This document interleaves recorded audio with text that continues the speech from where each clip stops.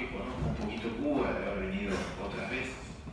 Tenía 10 ideas sobre el grado y 5 sobre el posgrado. Como el tiempo no va a alcanzar, porque es muy poquito, le pido a Gloria que 5 minutos antes del final me diga para que pasemos al posgrado, porque ella me pedía que algo del posgrado hablemos. ¿Está bien? Para que no me quede solo con el grado. Con respecto al grado, pensando en comunicación, que es el campo que conozco más, pero yo creo que esto sirve para cualquiera, de hecho lo aprendí en otros campos. Como ya decía Carlos, reiteraba ahora Gloria, en las universidades formamos para algo que cuando nuestros egresados egresan ya no existe. Eso es así.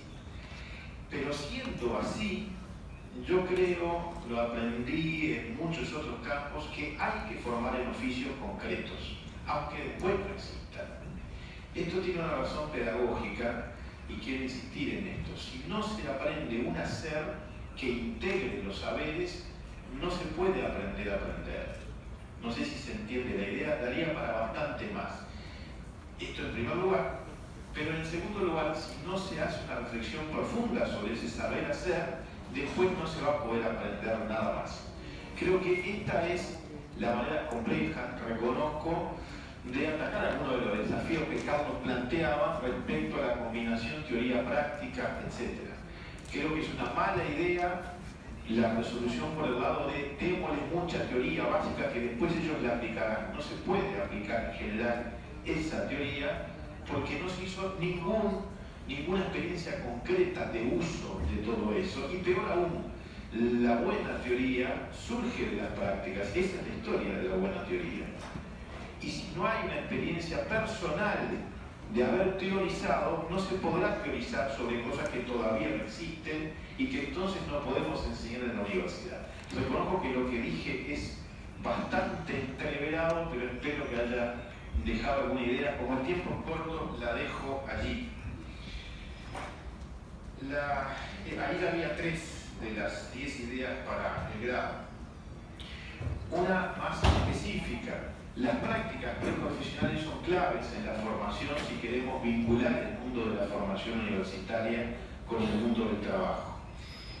Pero esas prácticas preprofesionales muchas veces están exclusivamente al final de las carreras. Eso tiene cierta lógica, se comprende por qué, pero creo que tenemos que hacer un mayor esfuerzo. Hay universidades que ya lo hacen, quizás la de La Habana ya lo hace, por vincular con el mundo profesional más desde el comienzo en distintos tipos de prácticas.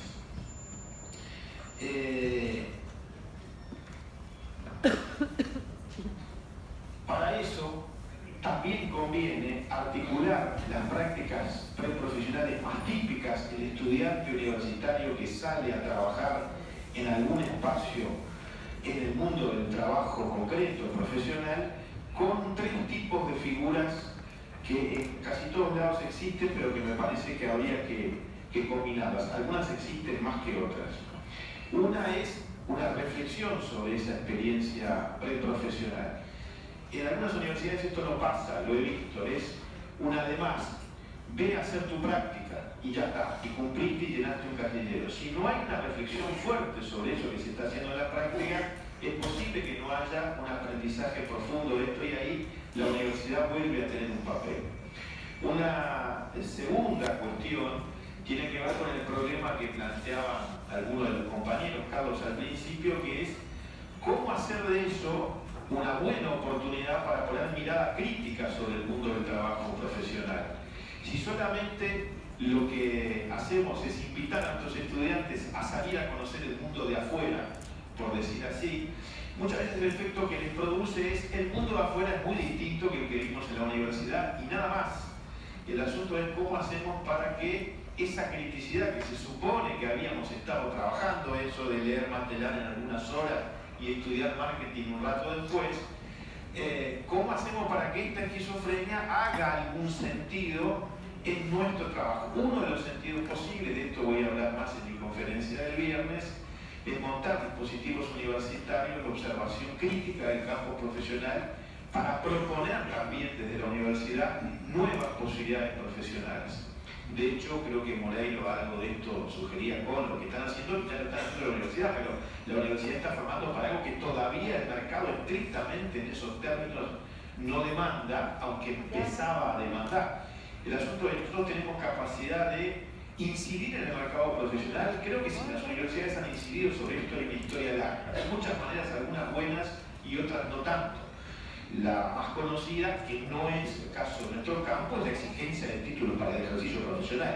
Nuestro campo de comunicación no tiene esa exigencia. En otras carreras esto existe, no importa.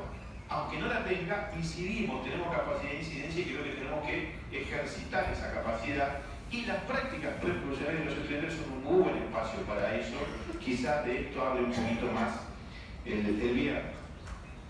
Y finalmente creo que hay una manera, otra forma, que sé que existe en muchos espacios universitarios. Nosotros tenemos una tradición bastante fuerte en nuestra carrera de comunicación, tanto en el antiguo como en el nuevo plan, que son un tipo de prácticas muy acompañadas desde la docencia. Un año entero, por ejemplo, donde un grupo de estudiantes sale a hacer un trabajo en una comunidad, en el caso de la comunicación educativa y comunitaria, que es el que durante muchos años estuve trabajando y conozco más, pero lo hacen con un fuerte acompañamiento docente, y entonces allí hay una oportunidad de hacer una práctica que no es la práctica profesional típica, no es lo que les va a pasar en el campo habitual, pero que es una muy buena oportunidad para que toda su vida profesional después quizás sea encarada de otro modo, porque hubo una oportunidad de dos cosas claves: equivocarse mucho y pensar sobre esos errores, cosa que en el campo profesional es mucho más problemático y más difícil, y por otro lado, articular mucho más lo teórico y lo práctico en un mismo espacio curricular. Estar afuera y adentro todo el tiempo y hacer de eso algo mucho más integrado. Y esto me vuelve otra vez a cómo hacemos de las prácticas profesionales un buen espacio en el grado para que realmente sea formativo y no solo un pasaje por ese mundo del trabajo. Ahí hay una figura clave que son los referentes profesionales en el lugar de práctica. Ese que hace mentoría, tutoría o lo que sea. Encontrar esa gente que muchas veces son nuestros graduados, que llaman a la universidad ofreciendo espacios de práctica para nuestros estudiantes. Esa suele ser una buena oportunidad. Es un rol clave y creo que la universidad debería asumir más responsabilidad sobre la formación de esa gente para que ejerciten bien ese rol. Por ejemplo, para que les permitan equivocarse y aprender en el mundo del trabajo cuando hacen prácticas. Esto me lleva a un principio básico que está detrás de todo esto: recordar que el mundo del trabajo y el mundo educativo son distintos, que los ajustes ideales no existen, y que una de las diferencias claves justamente es que el mundo educativo es, o al menos debería ser, un espacio especialmente propicio para equivocarse mucho y para inventar mucho. Si no lo es, si lo único que hacemos es corregir cada error al minuto con una marca roja en cada una de las cosas que quiere el estudiante, pero no hay oportunidad creativa de la equivocación y la búsqueda, creo que estamos desaprovechando el espacio universitario en ese sentido. Finalmente, y para cerrar un poco esta parte, quiero volver a dos cuestiones como más generales que hacen la formación de grado, pero hacen en general a la formación universitaria. Ayer discutíamos justo en uno de los grupos temáticos de trabajo donde se presentaban las ponencias algunos de los conceptos que más se están usando hoy para esta vinculación entre formación y mundo del trabajo, que es el concepto de competencias. Dije ayer también, y lo retomaré ahí sí el viernes un poquito más, que este es un tema polémico en el mundo.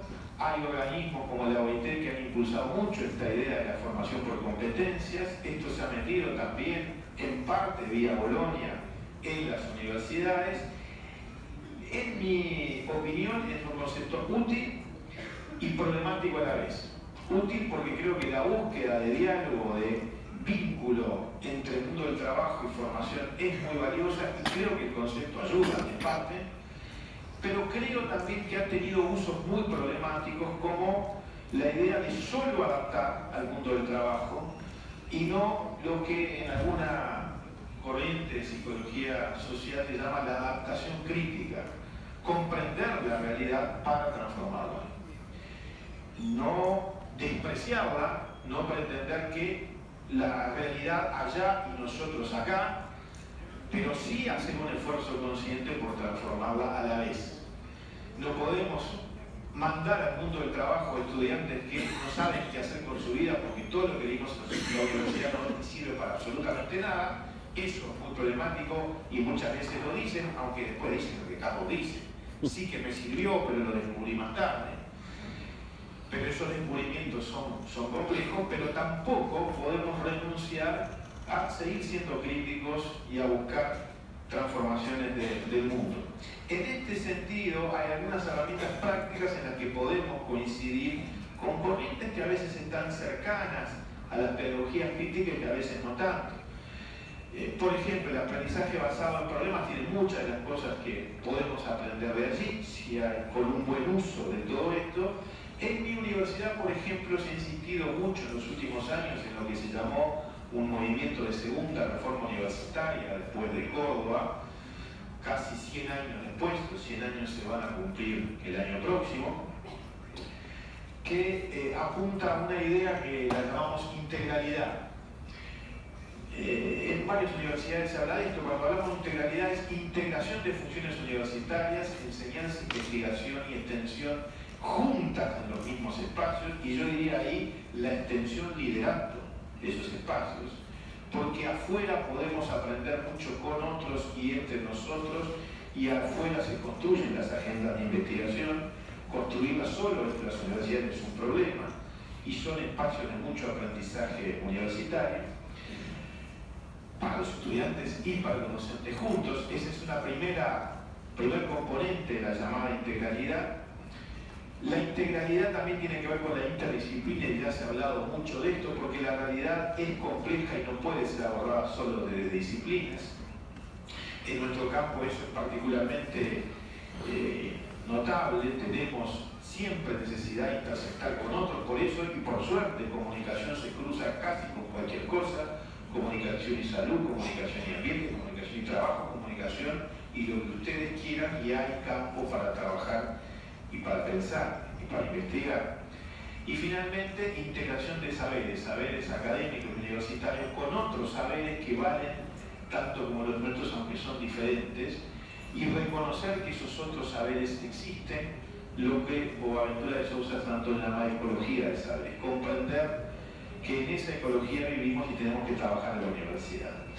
Finalmente, y respondiendo a lo que planteaba otra vez Carlos al principio de la esquizofrenia, yo diría que una buena manera de responder a eso desde un campo como este que estamos hoy aquí en el ICOM es nuestro deber, yo diría, de generar teorías críticas para la intervención social.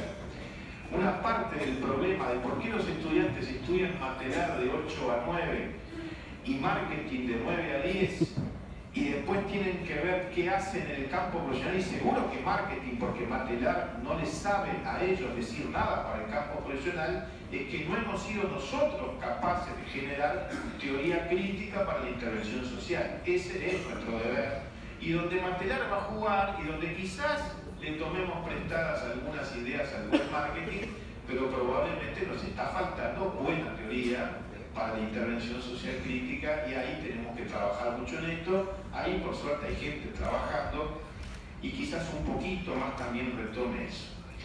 Esos fueron telegramas sobre ideas para el grado, y ahora algunos telegramas sobre el posgrado, si tengo tiempo. Tú me dirás cómo estamos, Gloria, porque sé que estoy yendo un poco rápido para poder aprovechar estos minutos.